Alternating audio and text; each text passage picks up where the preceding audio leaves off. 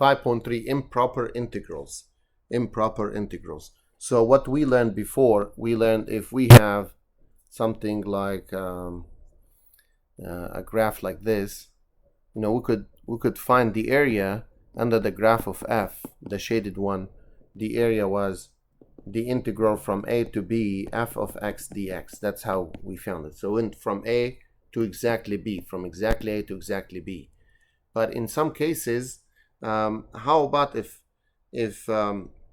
we take that, let's say I redraw another one, and then I have a graph like this, and it starts at a for a function f to b. So this one. So the same thing, the area is going to be the integral from a to b f of x dx. Now what happened if this b start moving to the right side? The way this works, then we can present this as, so as b gets larger and larger, then the area is going to get bigger, right? Area is going to get bigger. So the area in this case would be the one I wrote, ab f of x dx, not dt, dx. It's the limit for this integral as b goes to infinity, as b gets bigger and bigger.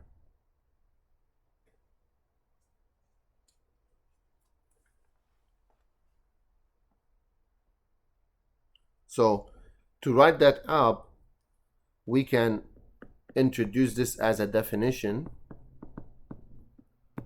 that if you're trying to integrate, so if you have the area that keeps going forever, starts at a but it keeps going forever, so you're going to say, well, the area is f of x dx from a to infinity, right? From a to infinity. But we can't evaluate at infinity. So what we do instead, we go from a to any number we like. We throw a b there. And then take the limit of that b as it goes to infinity. That's an improper integral. Now, sometimes, you know, if the area, of course, it gets bigger and bigger, but with very small increments. So eventually, maybe this will get closer and closer to 0. So if it has a value at the end, then we say the integral converges. If this area keeps growing and growing more and more, if it has no value, we say the integral diverges. The integral diverges.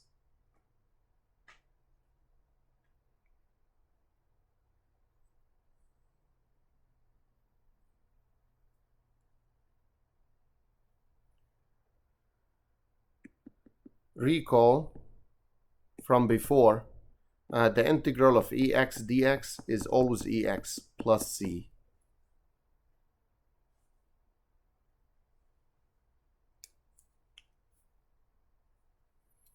If there is a number there like emx dx, a constant, then it would be 1 over m, emx plus c.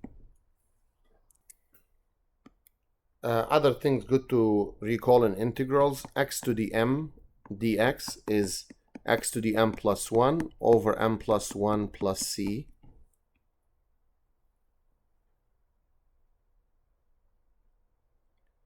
Recall as well the exponential function ex, the graph of it goes this way.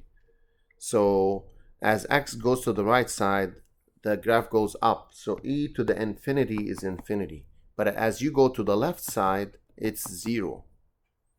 E to the negative infinity is 0. A number over infinity is also 0.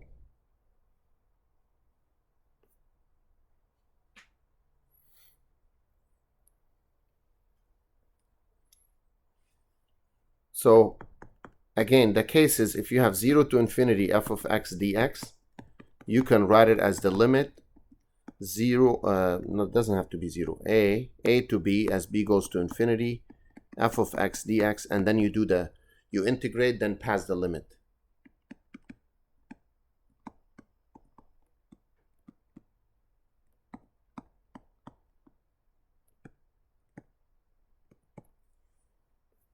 For negative infinity to b f of x dx, you do limit as b goes to negative infinity, b to as a, let's call it a to b f of x dx, and you do the same thing, you integrate and then pass the limit. The last case here, how about if it goes negative infinity to infinity? In this case, the first thing we do, we split it up, negative infinity to any number you like, say 0, we usually use 0 for that, and then 0 to infinity.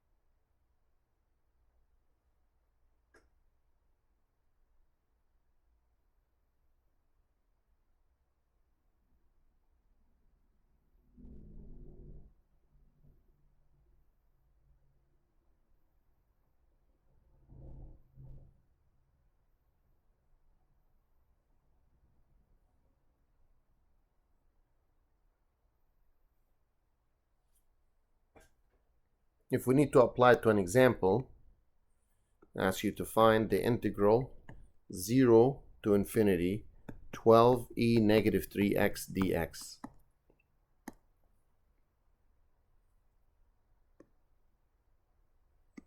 And we need to state if it converges or diverges.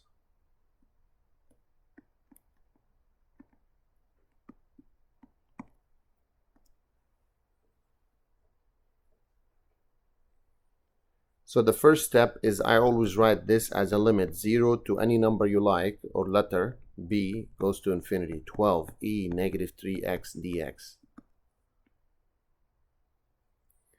How do we integrate this one? Keep the limit until the end. You can integrate it on the side, that's what I usually do. I take the 12 out.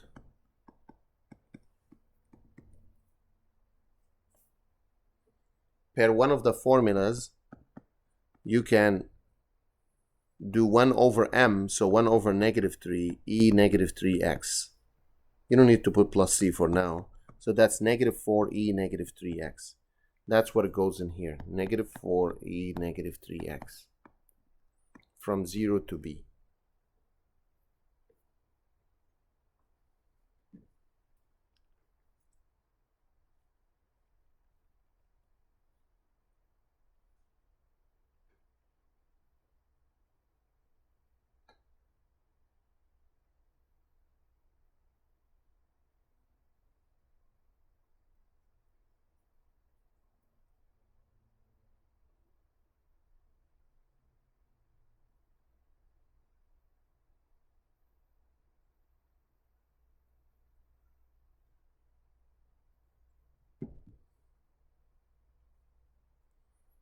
Then we substitute the b in, minus plus the a in. Pass the infinity, negative 4e, negative 3 times infinity. Anything to the 0 power 1. That's e negative infinity. Remember, e negative infinity, I said it's 0. So the answer is 4.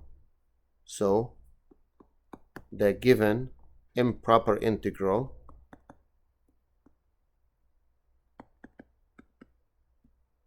converges. So any integral has infinities in it, negative infinity or positive infinity or both, is called improper.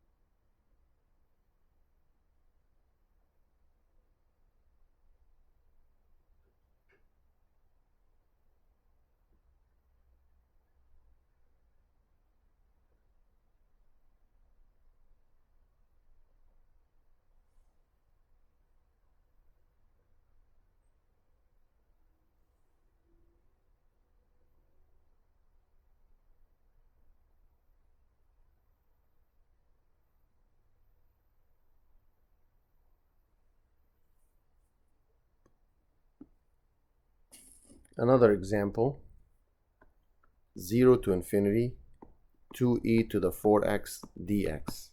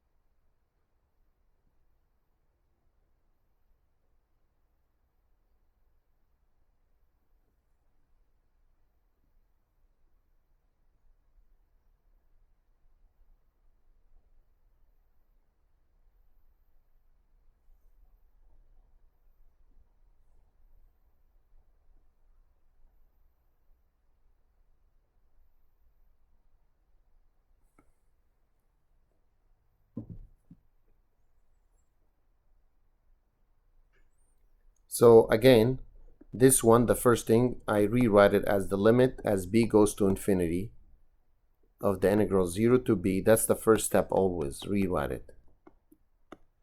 And I come on the side, take the 2 out, and I integrate it with no bounds. 1 over 4e to the 4x, which simplifies into 1/2 e to the 4x. This can be rewritten here as 1/2 e to the 4x from 0 to b.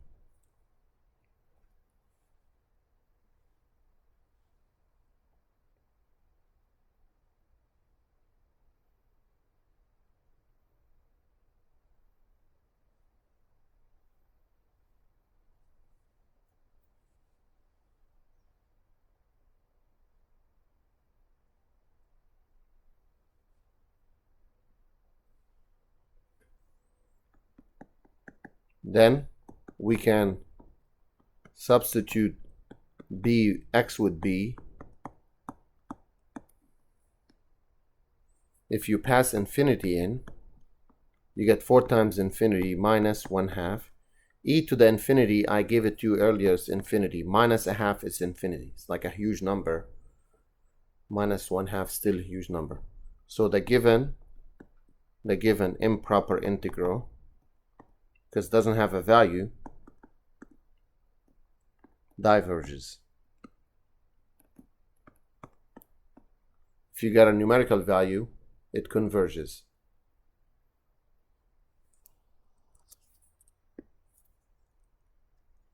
Another example, 2 to infinity, 10x to the negative 2 dx. We can move on with this. So the first step we always do, we rewrite it 2 to b as b goes to infinity, 10e negative 2, 10x to the negative 2 dx. So on the side, as I said, I just do the stuff on the side first, like so, and take the 10 out, integral x to the negative 2 dx. By the formula I gave you earlier, you add 1 to this and divide by the same number. So that would be 10x to the negative 1 over negative 1. So negative 10 over x, like that. So this becomes the limit as b goes to infinity, negative 10 over x from 2 to b. Then limit as b goes to infinity, substitute the b in, then the 2 in. And what we get in this case, when we pass the limit, we get negative 10 over infinity plus 5. So the answer is 5 because this goes to 0. So it converges. It converges. Now, one more idea. Let's say you are asked to integrate, and I'll show you why, just to recall from before. Integrate something like xe x squared dx, let's say. Xe x squared dx. To integrate something like this, what we need to do is we have to use u substitution. U equals x squared. U equals this. So du, we learned the u substitution method. Du is 2x dx. So you differentiate the x square and we put always dx. Now let me rewrite the integral again. Notice this becomes e to the u there, but I have x and dx, but I don't have the 2. So what I need to do is put a 2 here and 1/2 out. And now you can replace the 2x dx with du and 1/2 there. So 1/2 e to the u plus c. Remember the integral that I recalled earlier, eu du is eu plus c.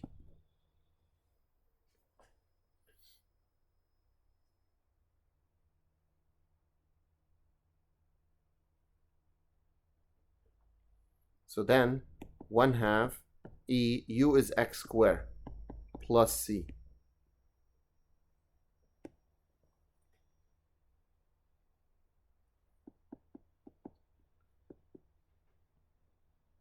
Find the area if it is finite of the region bounded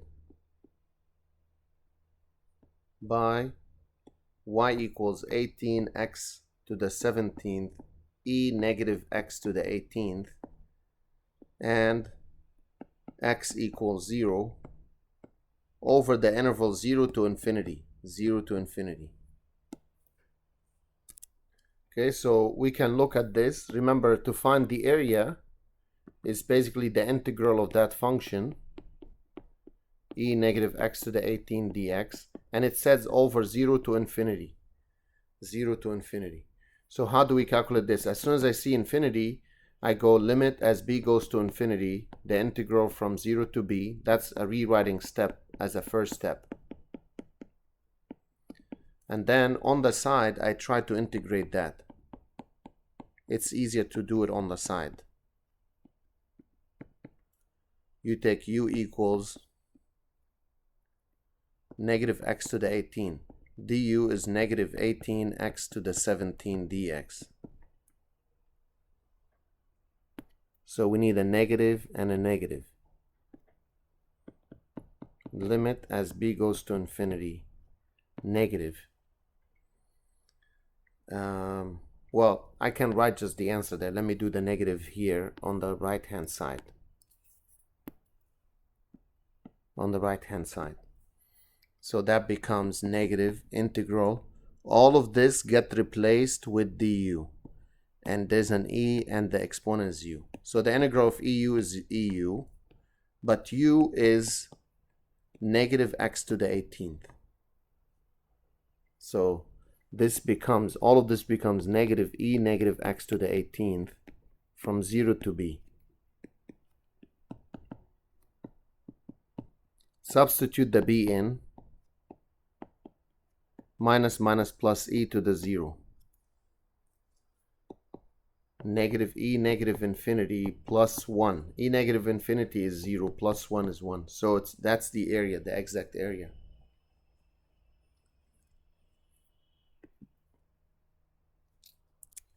One last thing here is, what about if they ask us to find the integral negative to infinity of t dt? What would that be?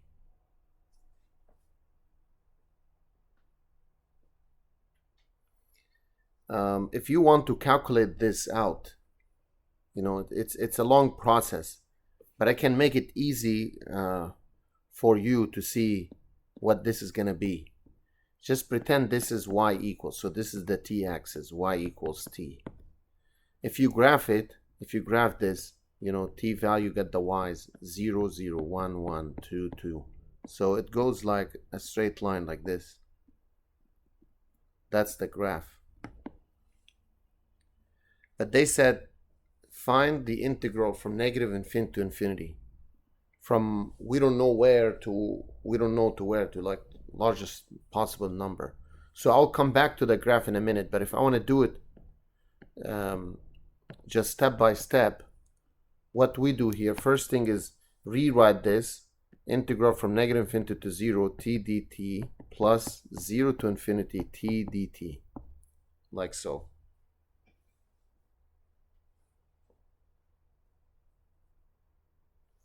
then we rewrite this as the limit as a goes to negative infinity.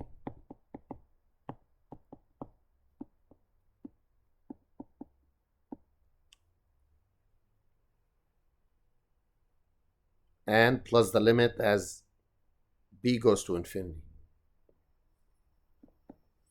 So what do we get for this one?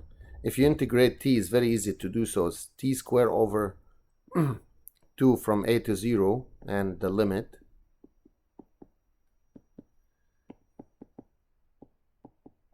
Same thing, t squared over 2, 0 to b. Let's see if this makes it easier for us. If you put the 0 in, that's a 0 squared over 2, 0, minus a squared over 2, plus the limit b squared over 2 minus 0. What does that give us? If you try to calculate this, see, it's not an easy calculation. And then kind of like past infinity as you substitute it in, you will see that we're getting negative infinity plus infinity. This is not zero. This is not zero. In mathematics, which is a little bit beyond this course, it's called indeterminate. It has no value. So that's why I'm going to go back to the graph and show you something here. The area under the graph would go like this. Notice as we move to the right side, the area gets bigger and bigger. Same thing on the left side. That's why this area is going to keep increasing and increasing. So based on the graph, based on the above graph, we can say that the given integral diverges. So what I showed you, if you try to do it by hand at this course or in this course, you will get nowhere. Like, you will not be able to do it. It's not easy to calculate. So that's why we have to look at it graphically.